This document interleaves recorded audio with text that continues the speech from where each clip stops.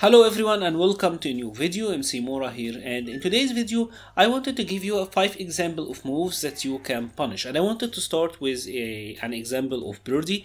He's not a character that you will fight often, but the scenarios that I'm gonna show you is something you will often encounter in the Birdie matchup. What I'm talking about is Birdie doing Bullhorn, EX Bullhorn into V-Trigger activation. Something like this.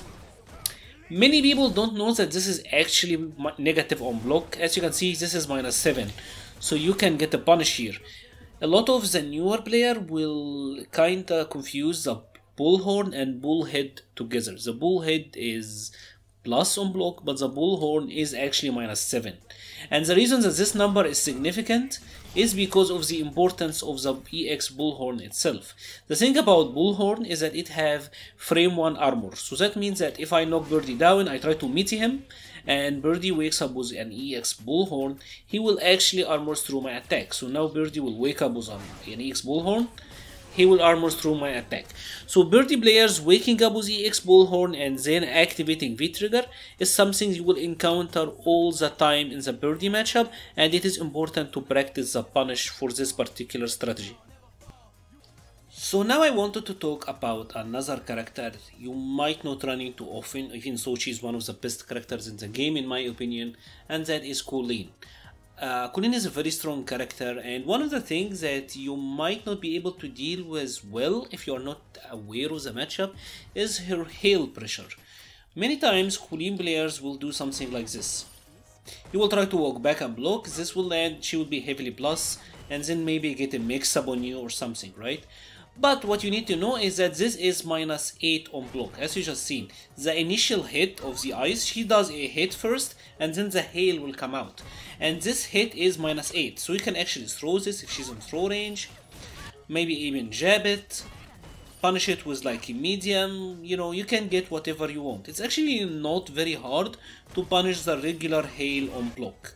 At -8 you should be able to punish it, and punish it with confidence. Things might get a little bit more complicated when she is in V-Trigger or when she uses an EX move. So when she does an EX move like that, it doesn't go away when you hit her. So situations like that might happen a lot, right?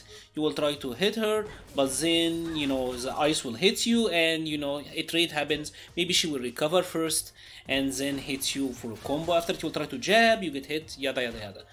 But the thing is, this is still -8, and the initial hit is also still -8, as you just saw. So what you wanna do in this situation is either try to throw her, like I just did, or you might go for a thing with forward movement. So for example, if I'm playing a character like Kami, I can simply uppercut. Uppercutting in this situation will get me out of it, something like a heavy DB, or super even, that will beat it. Because it is -8, you can actually do something like this and still be able to punish her for it. So the key here is either try to throw her if you're close enough, or go to or use forward moving attacks. And this also applies to her V-Trigger specials. The V-Trigger special is the same special in V-Trigger. It is the same concept. If you try to hit her, you know, you're in a lot of hurt. If you actually got the trade wrong here, she can get massive damage. But again, the same concept still applies. You can do a normal and then cancel into forward movement. Something like an uppercut might save you.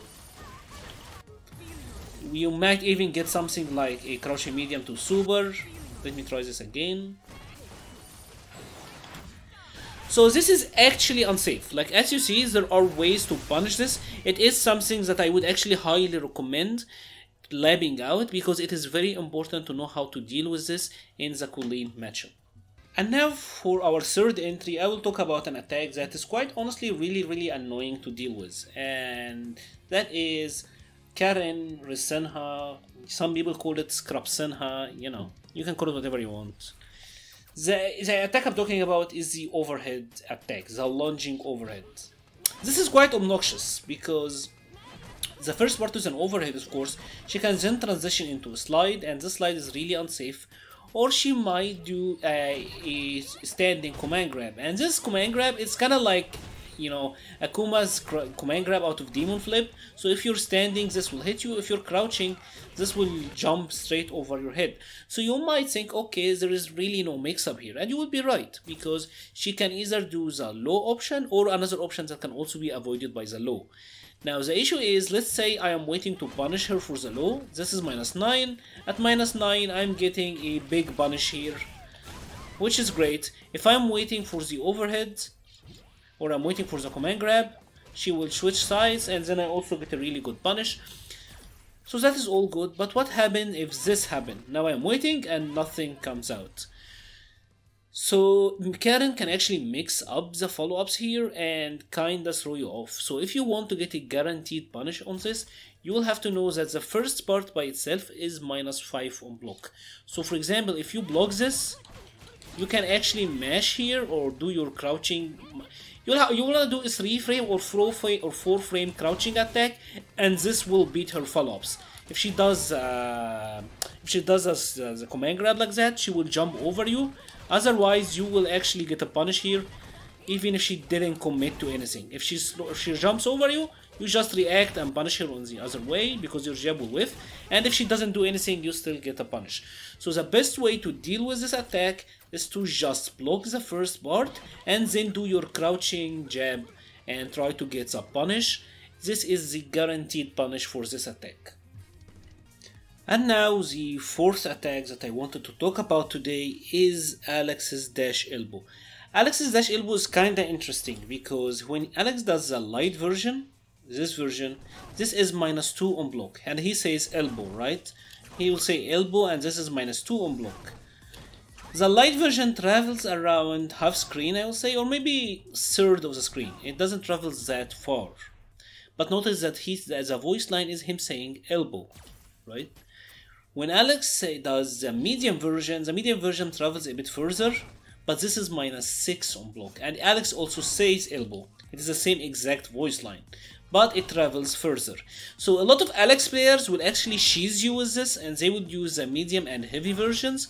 The heavy have a different voice lines, but they will use the medium version from spacing like that, and because you are not, you are used to the voice line, you will not attempt a punish. But this is actually unsafe. As you can see, this is being -6. This is actually unsafe. So if you cannot, judge the distance by just, you're using your judgment and judge if this was a light or not, I would actually recommend canceling into something safe. So for example, if I want to punish it, I will do my medium punch to a light avant line, because this is safe. From the range like that, this is pretty much safe. Or maybe something like a medium punch to EX avant line, because this is safe. If you want to check if you can punish it or not, I would actually highly recommend this, because you still get a damage check on him, and maybe he is cheesing with it, because it is actually, especially from ranges like that, it is tricky to tell which one he did. So this attack is again another one that you can actually punish sometimes. So make sure that at least you are trying to check it at -6 with an attack and try to cancel into something safe, just in case he did the light version and your judgment wasn't on point. And now for my final move of the day, I wanted to talk about attack I actually mentioned in one of my very first videos, but it was way in back, so I don't think many people saw it. And that is Mika's target combo. It is a light kick medium punch target combo. This attack is actually -5 on block if Mika doesn't cancel into anything. So if Mika just does it raw like that, you can actually punish this every single time. If you have a -4 or a -5 or a 5-frame attack, you can actually get a punish on this. And it is pretty significant because this attack is important to Mika. The reason that this is significant is because of the dropkick. Here if I try to backdash, the dropkick will hit me, right? So a lot of time Mika will try to do the target combo and try to confirm the hit or not out of the target combo. So knowing that you have a punish here is actually pretty significant, right? Otherwise Mika will have to delay it and try to manually hit confirm or do double jabs. She will try to do less meaningful conversions, right? So knowing you have a punish here is very, very good. Now one thing that you'll have to note is that Mika can still cancel here. So if I try to jab, sometimes a move like Cody's jab might stop her heavy beach, but otherwise sometimes you actually might get hit. But if Mika commits to the full sink, she's even more unsafe. At -12, she is really unsafe. And no like even average level Mika can't hit confirm this on block. Like this is very easy to hit confirm. So most of the times this is what's gonna happen, and they will try to confirm out of these target combos. So practice punishing it because it's gonna make a huge difference in the Mika matchup for you in the future. If you have enjoyed this video, please leave a like or a comment. It all really helps the channel a ton. Please subscribe if you haven't yet. Thank you for watching and stay safe.